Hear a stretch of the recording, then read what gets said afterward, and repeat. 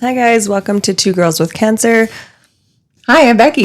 And Ashley. Today our episode, we are going to be talking about parenting and dating while battling cancer. Yeah. Let's start with parenting, because you can be single and a parent going through this, or you could be dating and whatever. But for you specifically, you were single and you were trying to date. So tell us about that. Being a single mom and being sick is probably the hardest thing, plus the mom guilt that you get from it. Like, I spent probably more days in bed or recovering because I had 3 surgeries in such a short period of time that I couldn't do the regular parent things. I couldn't take my kid to the park. I couldn't, get him dressed. I would be in the hospital. He would come see me. I'm getting emotional. It's okay. Remind everyone how old your son is again. He's 4.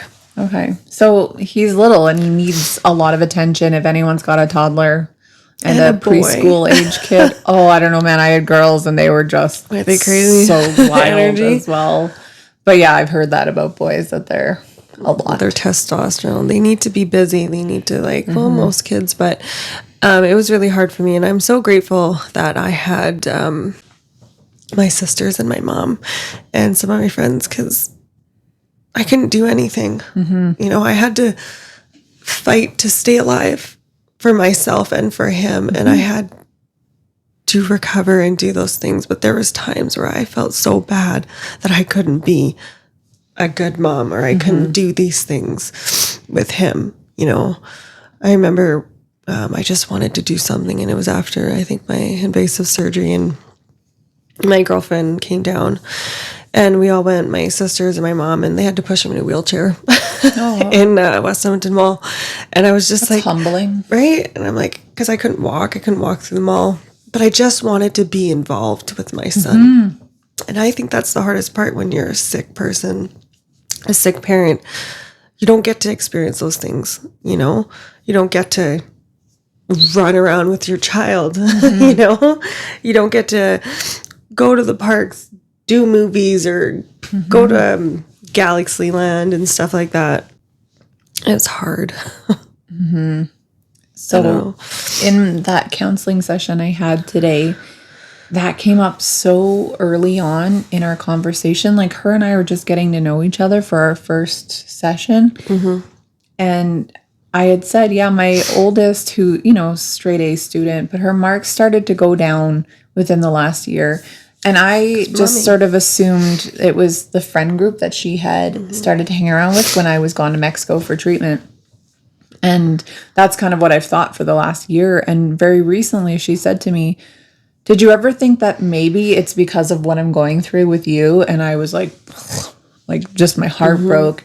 And I told the counselor this, and she said, well, what does that make you feel when you hear that? And I just started crying, and I said, guilty. Yeah, guilt. Because, and I had no idea that I felt guilt for it, because I don't know. I guess I buried it in, but I thought the reason I felt guilty is because something that I did caused her to feel a certain way. And it's not something I did per se. Like, I didn't choose to have cancer. But how it affected her. Yeah. And so I know we've talked about this before, but my sister-in-law, she had passed away from breast cancer. It was July 2nd, and my kid was born August 1st. Same hospital, same floor of the hospital, same wing, like everything. And, it was very healing to have her be born so close after. But for her whole life, all she's heard from all of us is breast cancer kills people. Breast cancer killed an auntie. And so, as soon as I got sick, and my younger one, she's younger, right? So she's not in the same sort of headspace as my teenager. But yeah, since I got sick, she puts on a strong face, but I wonder if she actually just thinks about it all the time. Well, is mommy going to be there? Yeah, my auntie died of breast cancer. Is my mom going to die of breast cancer? I don't know. And it's not that her marks came down because she was distracted or anything. I think her marks came down because she was focusing more on like almost like disassociating. Like all of a sudden she's very into how she looks and friends and being popular and everything. And I quite honestly think that she's just trying to disassociate a little bit from her home life. And it's not like her home life is bad by any means. It's not like this is a tough house to live in, but she's worried about losing her mom. Yeah. Her mom has a sickness that kills people. Mm-hmm. And you've had surgeries. You don't really know. Well, and with our cancers, like cancer always comes back. Once you got it, it's already in your it's in you. And then that being said as well, now because her aunt had BRCA, which is a hereditary gene of cancer. Mm-hmm. I tested negative for that, but everyone, the females on their side, like a lot of them have had it. My kid is now, both my girls are at high risk of that. So now mom has it. So then they're at high risk of that. It's a lot to put on kids. Well, it is. Like my baby, he's only 4. It would have been 3 at the time. Mm-hmm. And it's like, you don't think that it would affect them, but it does. Well, yeah.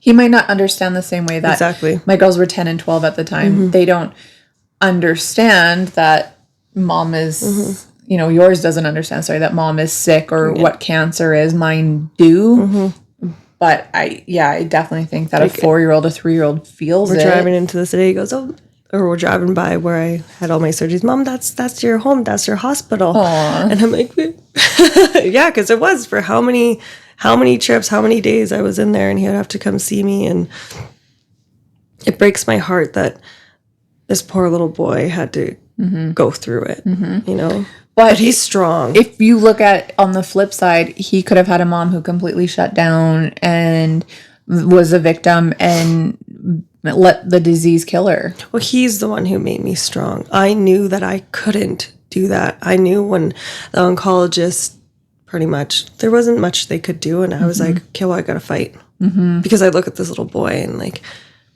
he needs me. Mm-hmm. It was really dark for me. Mm-hmm. I thought I was losing my mind.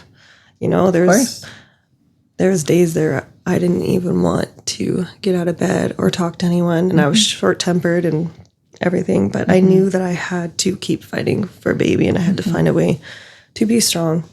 Mm-hmm. Yeah, the same. Like there was days when I was very snippy with my girls or because they are at an age where they're old enough to understand what I'm going through, and then they would like disrespect me or they would just downplay what I had. Like those were really tough days as well. Like when I first had my mastectomy, I didn't drive for about a week and a half. I decided I was going to drive them. I picked them up somewhere and one of them had a massage appointment. The other one was going somewhere. And I remember turning back like this, my kid, and my arm was so sore. Like now I have an okay range of motion, but like a week after surgery, not at all. And I was driving and I turned my arm back like this to get something. And my kid, I don't know what she did. They were fighting and it like hit my arm and like flung it and I like yelped in pain. And then they're fighting with each other because that's what my girls do nonstop. And the one said something about, like my one kid has like really thick, beautiful hair. The other one wants to have thick, beautiful hair, but it's a lot thinner. And so the one with the thick hair made a comment about her not even having nice hair or something. And I was like, I have no hair. And then she said, the same girl said to her, like, at least I'm not flat or something. Like, you have no boobs. And I was like, I lost a boob a week ago. And I lost it on them. And I kicked my kids. I think they both were having massages. And I'm like, get the F out of my car. I didn't swear at them. But I thought it. In your mind. And they're like, what? And they're like, are you going to come in with me? And I was like, no, you're done. Get out. And I called, I can't remember. I think I might have called their dad. And I'm like bawling on the phone. And I called my husband and I'm bawling. And someone had to go pick them up because I was like, I don't want to see these kids. I told my ex, I was like, take these kids for the weekend. I do not want to see them.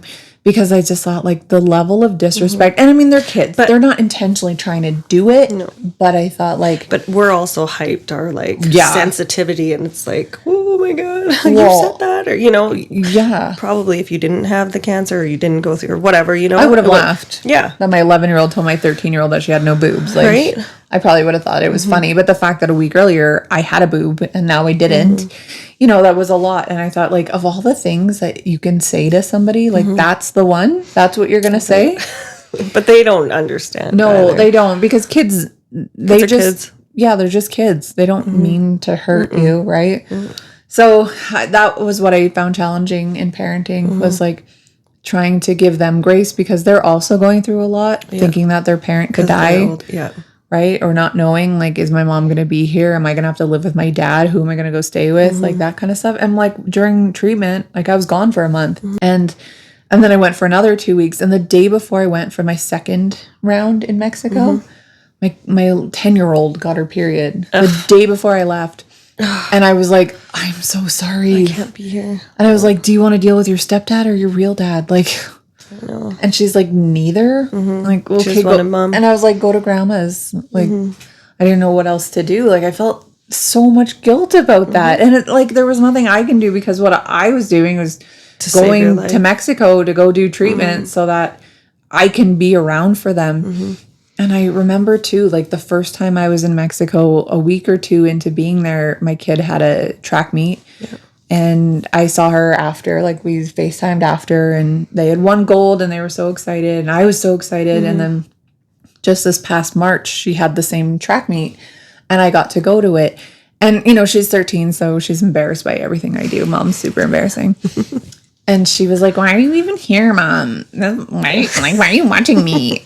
And I remember I started crying at the Butterdome, which is like a track here. I started crying at the Butterdome because last year at this time, I didn't know if I'd have a next year to go watch you.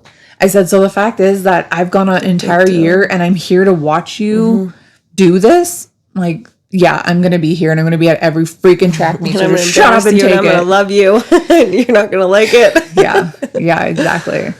Oh, that's crazy. Yeah, it's hard parenting. Like, all you want to do is sleep. There are mornings I don't get out of bed. This morning, I heard my husband up. I heard him talking to my 11-year-old, who has a really hard time getting out of bed for school. But I heard them talking and him saying, you need to get up. Your bus comes soon. And I didn't hear her for quite a while. And I thought, oh, she was very quiet this morning. She must have gone to her bus. Well, I got up at 8:05. School starts at 8:15. She's still in bed. He's on the couch. And I was like, what is happening? He goes, I told her to get up and she didn't, so I'm not dealing with it anymore. So then I go downstairs to go find my other kid, who's normally up 6 a.m., does all our makeup, does everything. She's still asleep.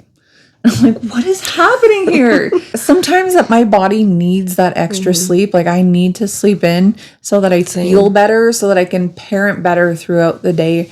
And it's like, I can't, because I got to get up and parent, and it's hard. Like, and I don't expect my husband to do it all. I mean, like, he's working, right? He works from home sometimes, but he's trying to get work done in the morning. So it's not his job to get them a lunch. But yesterday, I didn't wake up, and he's like, yeah, I made the kids a lunch and I sent them on their way. Man, I feel so bad. Like, they should see their mom in the morning. Right. But it's hard. Like, I'm grateful. Thank you, Mom. And my sisters, I have an amazing mom. My body is literally, sometimes it's hard to even lift my arms or put clothes on, get out of bed. And there's days where I can't. And my mom, she's so amazing. Like, she'll watch my son for me, you know? And I'm sure she wasn't expecting to really have to be mom again, of a 3-year-old. A 65-year-old woman having to help her daughter raise her son because she's sick. You know, and I'm so grateful. And I may not say it enough,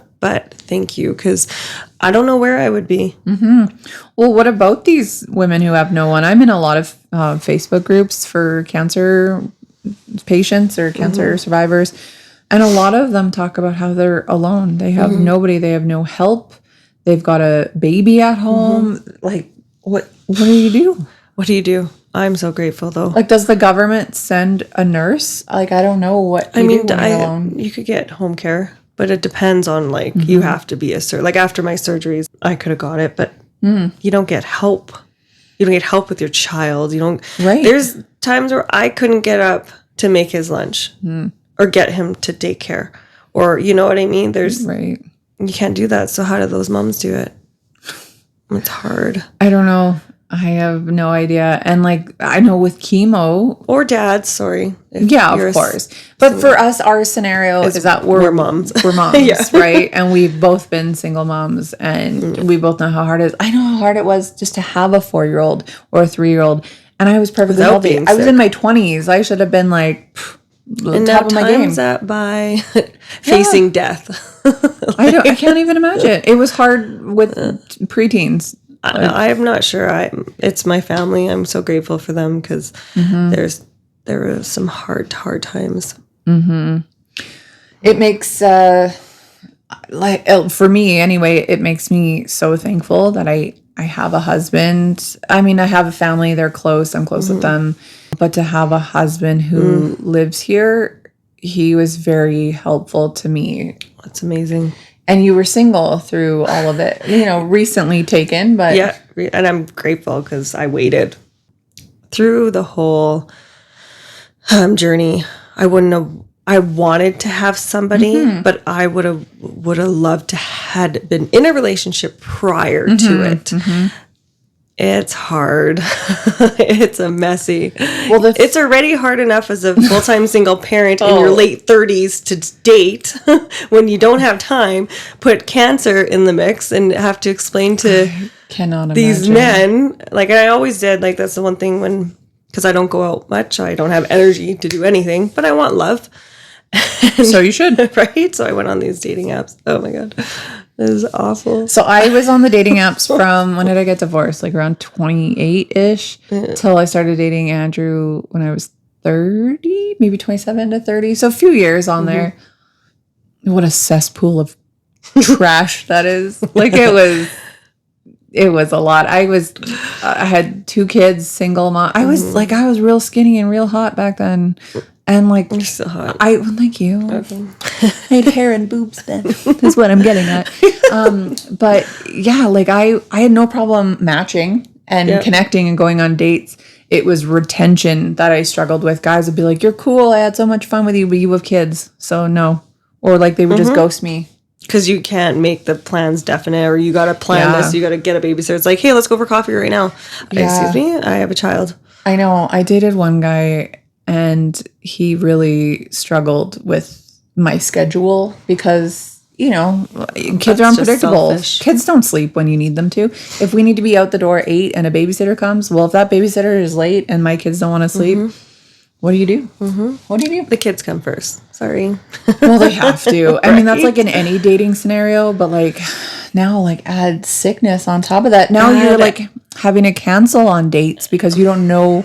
Are you going to feel good? Are you going to feel bad? Are you having a stomach explosion? Yeah, blow up. The most insecure thing for me was my body. I was very in shape prior. I worked out, fitness, meal prep, my life. And then spending how many days in bed, I lost all my muscle mass. My legs are even skinnier now than they were, and they're skinny. And now I have this huge scar in my stomach. And like, because I'm always up front. I have to be like, hey, well, I'm battling cancer. I don't have active cancer right now, but this is my story, blah, blah, blah. I've had 3 surgeries in 8 months. I can't go skydiving. You know what I mean? Like, I can't do the things that normal people can do. Yeah, don't ask me to go on a date at 10 o'clock at night. It's not happening. Right? And I had, like, this one guy, and I was like, telling him about myself. He's like, well, can I see it? I'm like, well, I'm kind of insecure. Can I see it? Yeah, I want to see it. And I was like, it bothers me. Like, I'm not, I'm insecure about it, and blah, blah. So I send the photo over. He's like, yeah, I can see why you're insecure. And I'm like, what? And what? Block delete. Literally, I blocked and delete. I was like, F you. I was like, the mental, like how he made me feel, it crushed me. But society today, you need fake lips, fake tits, you need both. You know what I mean? You need that fake Just look. A side note. Have you noticed that every girl looks the exact same? What is happening? But that's our society. It's poofy. You look poofy. It's tight and it's poofy. It's tight. On some girls, I don't hate it, but on most of them, it's poofy. I don't know. I don't get it. I mean, don't get me wrong. There's some things I like to work on, but I'd like to look like me. I don't want to look like somebody different. Right. But a lot of men like that look. And that's fair. Like, there's obviously a market for it. Otherwise, girls wouldn't continue to do it, right? That keeps these injectors in cancer business. girl has to compete with these when I'm like, it's hard. Well, It was hard. And I had a lot of assholes. Excuse my language. Mom, we're so we sorry. said we So sorry, Mom. we weren't going to swear, but this one I had to. She's fired up, people. Men or women, depending, just do better. Like the saying, if a man wanted to, he would. He freaking would. Like, literally. And if the conversation's getting shorter with you, it's getting longer with somebody else, you know? Yeah. See, I never really thought about any of this because, like, I got married and then 6 months later, I got cancer. So, you know, I've been in a stable relationship for years at this point. Like we started dating in 2017. I got sick in 2023. So, you know, I've been with this man for a long time at this point. But I dated a guy right before Andrew who I would say that I loved, or at least I like very much cared for. He was fine. Like he was lovely to be with, but he cared a lot about image and he cared a lot about looking perfect and whatever. And I think about this often. Like if I was with him, like I don't know if we would still be together because I don't think that me losing my hair and losing my boob and gaining a bunch of weight, the journey itself. I don't know if he would have been okay with that. And that sucks to think about because it does, but it's like some people can handle it. I've had friends that wanted to be there for me, but they couldn't do it. Yeah. And that's fine because that's right. But that's why you got to pick the right person. Well, I hear about other women, again, on these Facebook groups saying, you know, I have a boyfriend and he's not really interested in me now. He doesn't want to have sex with me. He doesn't, whatever, because I'm bald or because I had a mastectomy. And I thought, oh my gosh. How pathetic you have to be not to be there for somebody who's going through something. Actually, I was seeing someone knew my situation. Oh, right.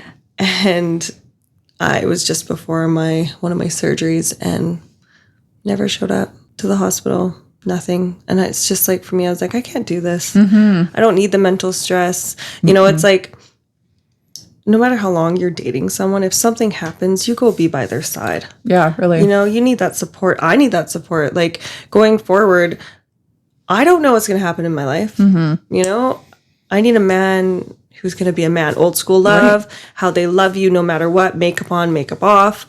I wouldn't want to be with him, with those men. Yeah. You know what I mean? It's really, I have to say they are out there, ladies. Don't give up hope. I hear a lot of women bitching about like, you know, this, you know, narcissist, everything. I've been through shitty relationships, but there is good men out there. I finally found one and I'm happy. He comes to my appointments, you know, like there for me. I want to talk about like having a hard day or stuff like that. But it's important to make sure when you're going through cancer or a disease or something, you're sick, that you have a good support that want to be there for you. Because if you don't, it's going to make your sickness worse. Yeah, absolutely. There's something about, you know, having to face this that's hard, but having to face this and knowing that someone else could be there with you and doesn't want to be, that's devastating. You know, it's supposed to be the person that loves you, right? It causes more stress. I would do this alone for the rest of my life. Over someone who half-asses it? A narcissist, abusive relationship, someone who thinks more highly of himself. Like I got a scar on my stomach that I hate, but also before I hated, but now I'm starting to love it. And it's like, that's a part of me. You know, it's like your scar. That's who you are. You know, and if somebody can't love you for just who you are, then they're not your person. And it's sad and they're missing out, but you will find a person out there, you know? Old school love still is around. I have been looking for that my whole life. Well, it's like relationships shouldn't be hard. They shouldn't be trauma. No. You shouldn't be walking on eggshells. You shouldn't be scared. You know, love is love. You know, you're supposed to grow. I was telling someone this recently, and I said to her, you know, my marriage isn't always like fireworks, right? And like nobody's marriage is like that all the time. I said, but what it is safe, and it's comfortable. And we, as a society, I think that safe and comfortable are not good things. We want chaotic and edgy and spontaneous and wild.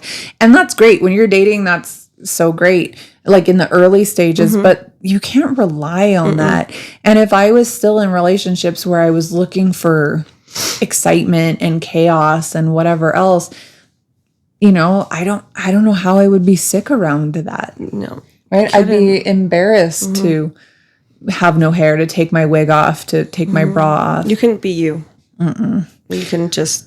You couldn't allow your body to heal because someone's sitting there judging you. Put your wig back on, or, you know, like, don't lift up your shirt because you have scars all over your stomach. Yeah. You know?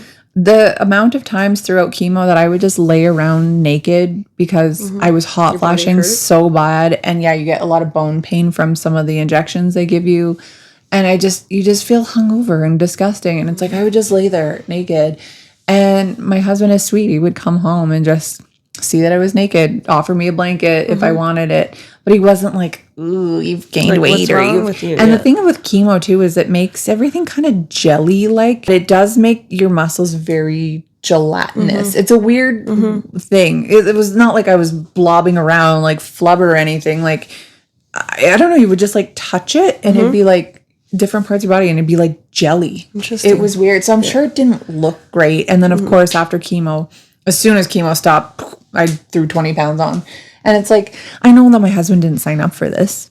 No, but he was there. But I guess he did. He did sign up for better or for worse. But when he first started dating me, young and hot, did he ever think? I don't know. But he's sweet. He's sweet about it. And the thought of, I don't know, having a date again and reveal that intimate side of myself or that very personal side of myself is terrifying. It's awful. Dude, I didn't enjoy it. I went on and went off of these stupid dating sites how many times, but I was so lonely and I just wanted love, you know?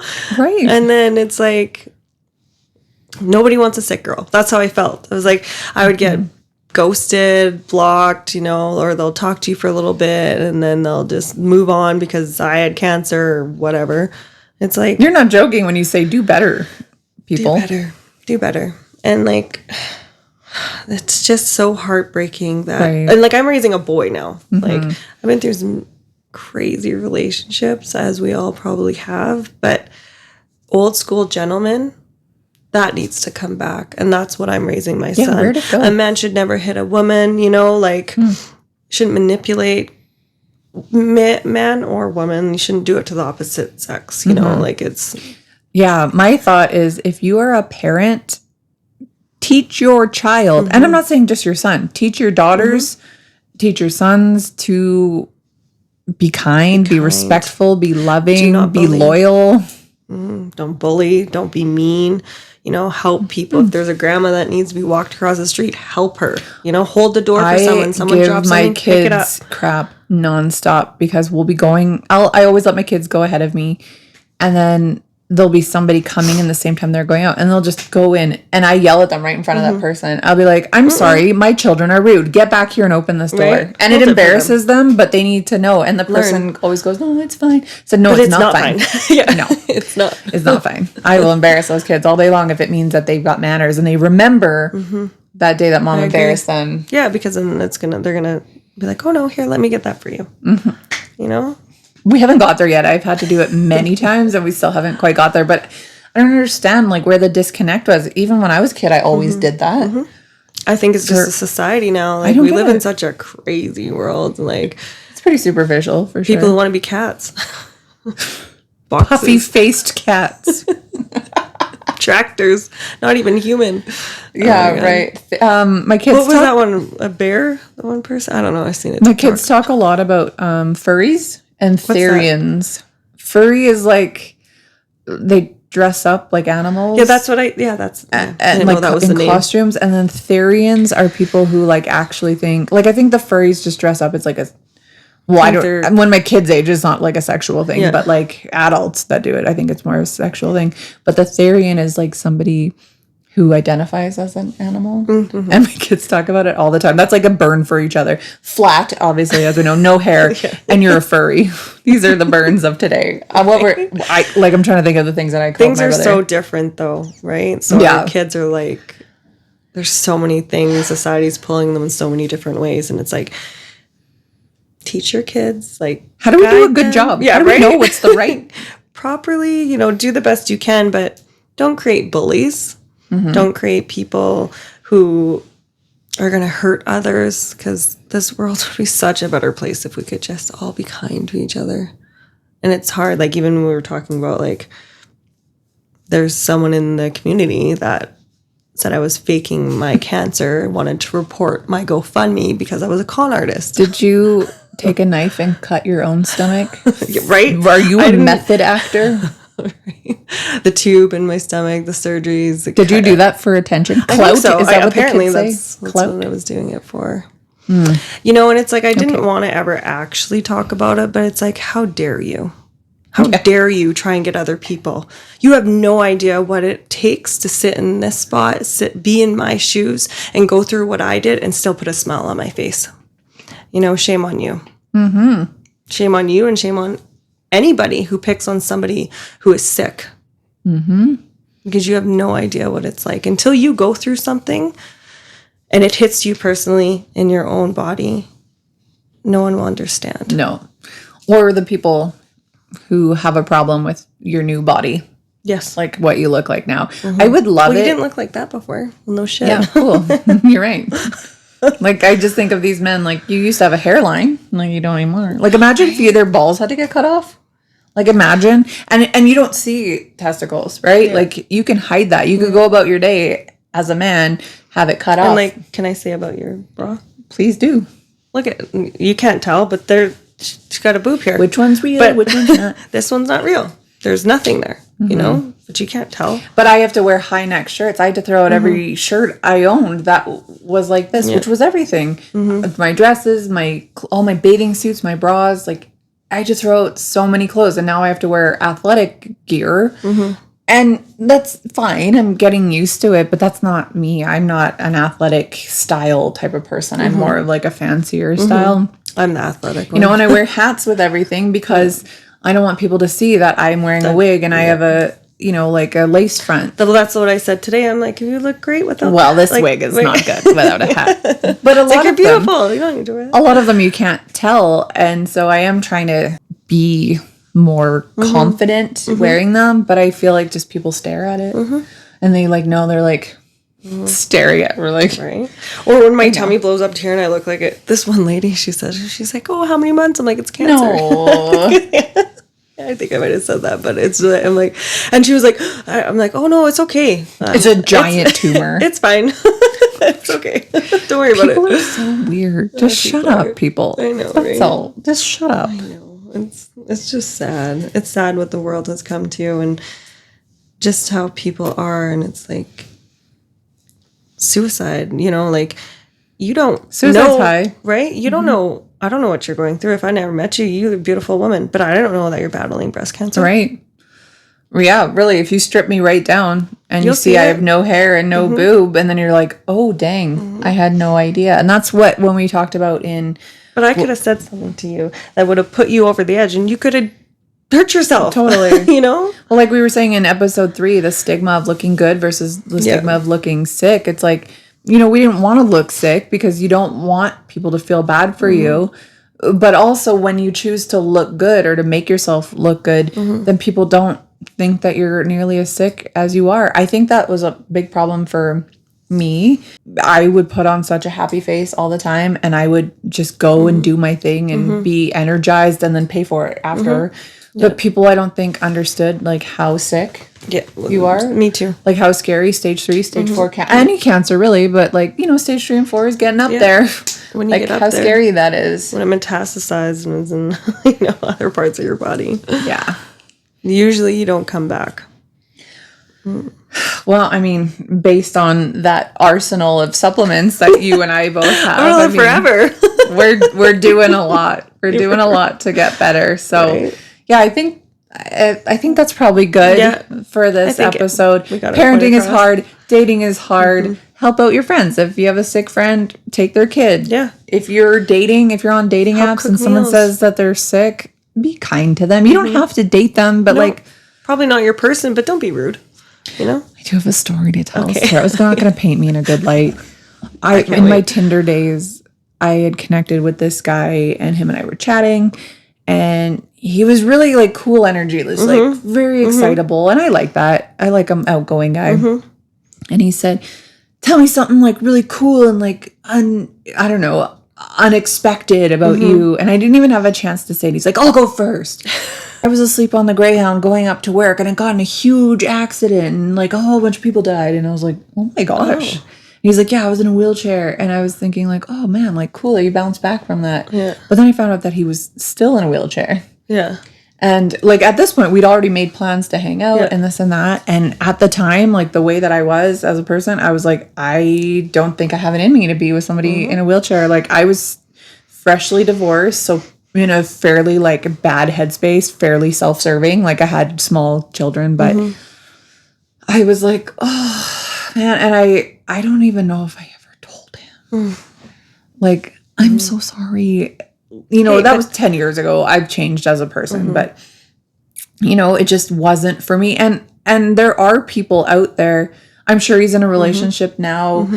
That's great. There's probably a woman out there who didn't have any issues, loved that he was in a wheelchair, you know, was excited for him. It wasn't for me. So like, I do understand when guys say like, or ghost or whatever, because you have cancer. It's not. But it's like there's nicer ways to do it, and I unfortunately didn't. But now you've learned, right? Yeah, that was so mean of me. But you wouldn't do it again. No, of course not. See, you learned. Yeah, for sure. So just I don't know, be nice to your sick friends. We say even just in this episode, take something from it. If you can take something from anything that we're trying to do here, is just be kind. Yeah, and be caring. It seems to be like the common theme for a lot of our episodes. Just be kind to people. Sick people have a lot going on. Yeah. And even though we may not look sick, we're struggling. And that's not even just with sick people, it's with other people. You don't know what they're going through. Yeah, everyone's struggling, really. Right? Yeah, we're just a little more vocal about it. Yeah. We're here to help. Yay. Okay, well, everyone have a wonderful week. We will be back next week with... I don't even think we've talked about a topic. It'll be a surprise. Oh, exciting. Yeah.